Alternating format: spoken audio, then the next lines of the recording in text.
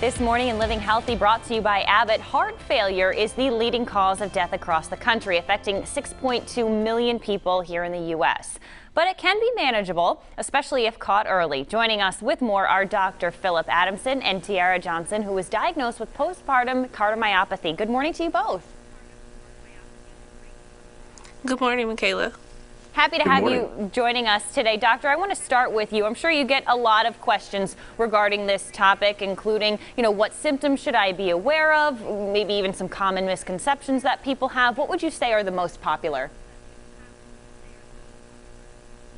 Michaela, I think one of the most important myths to bust is that heart failure only affects older people. Mm-hmm. We're all at risk, and to ignore the symptoms that could arise from heart failure can lead to disaster. So our heart can talk to us. Our heart can tell us there's a problem. If we listen, we can intervene early. And those symptoms sometimes they're really focused around our ability to exercise. So when we go up a flight of stairs or walk out to the car, if we feel abnormal shortness of breath, fatigue, swelling, all of those kinds of symptoms are very important to talk to your doctor about. Certainly. Do you have a suggestion of a question that we should bring up maybe during this time, during American Heart Month, that we should have with our doctor, or a conversation, a door that we should be opening?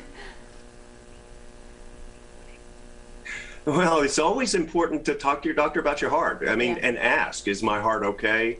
Here are some of the symptoms. And frankly, it's always important to be honest with your doctor. And I mean that sincerely. We sometimes blow off symptoms. We think, that's just me being, too concerned or I'm out of shape or whatever. But being very honest with your physicians is going to be very important for you to allow them to understand if your heart's doing well. Certainly. All right. And Tiara, we want to get to you because we mentioned your condition at the top of this interview. Could you give us a little bit of a background as to, when you were diagnosed, or maybe some symptoms that you had that sparked you to get checked? What's your story? Well, Michaela, I was diagnosed with postpartum cardiomyopathy after the birth of my second child. I just felt something wasn't right once coming home with my daughter. Mm-hmm. I couldn't breathe. It wasn't alleviated by laying down or sitting up. I just felt something wasn't right. And unfortunately, when arriving at the hospital, it was just dismissed as normal post-pregnancy symptoms. So I did go undiagnosed for 2 months. And at the time of my diagnosis, my heart function had declined to less than 10%. So over the next 3 years, I would undergo medical intervention and different medicines to try to improve my heart.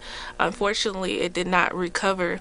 And so I was referred to advanced cardiology at the University of Michigan, where I received a CardioMEMS device as well as the HeartMate 3. And those both gave me a sense of my life back until I was transplanted in November of 2021. Well, it's so nice that you're here with us today and that you received the help that you needed. All the more reason to have those conversations with your doctor. We want to thank both you and Dr. Adamson so much for taking the time for us this morning. This segment was brought to you by Abbott, and if you'd like more information, you can go to roadshow.com.